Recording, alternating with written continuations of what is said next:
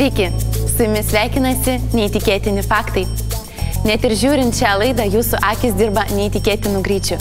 Netrukus sužinosite 10 faktų apie sudėtingas ir stiprias mūsų akis.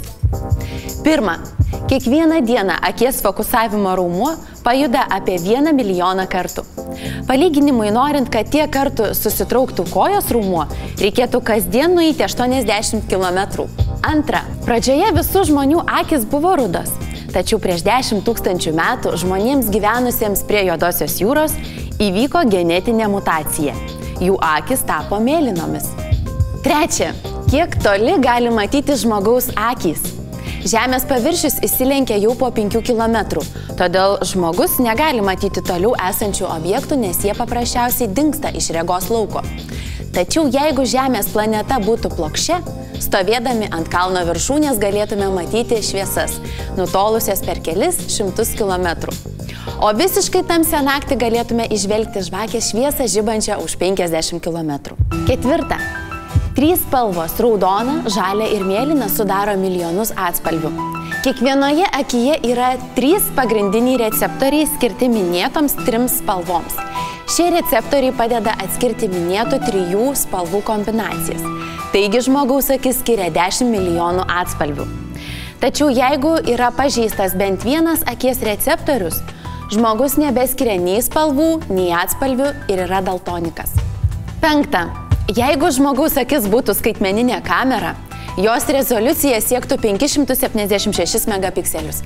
Tiesa, akis labiau panaši ne į fotoaparatą, o į vaizdo kamerą, kuri nuolatos transliuoja tokios raiškos vaizdą. Akis dirba be poilsio, nuolatos darydama mažus judesius, kad nuolatos atnaujintų smegenims siunčiamą vaizdą. Kadangi turime 2 akis, vaizdo, kurį gauna smegenys, detalumas padvigubėja. Taigi mūsų akis yra galingesnės už bet kokią skaitmeninę kamerą. Šešta. Žmonių akių ragena yra panaši į ryklių. Mokslininkai tyria galimybę ryklių rageną panaudoti transplantuojant ją žmonėms.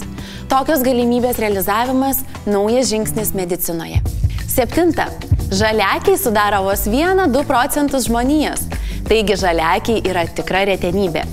Nors žalias akis lemiantys genai dominuoja prieš mėlynas akis lemiančius genus, tačiau žalių akių genų savininkų yra labai mažai.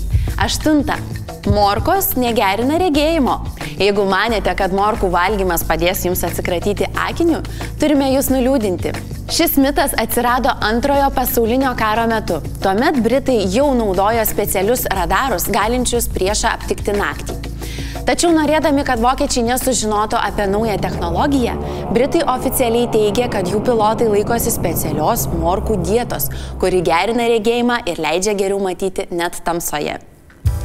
Devinta. Nuotraukose matomas raudonų akių efektas atsiranda dėl to, kad blykstė atsispindi mūsų akių tinklainės kraujagyslėse.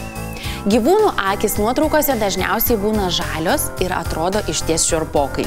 Taip nutinka todėl, kad gyvūnų akys turi specialių papildomų ląstelių sluoksnį tinklainėje ar už jos.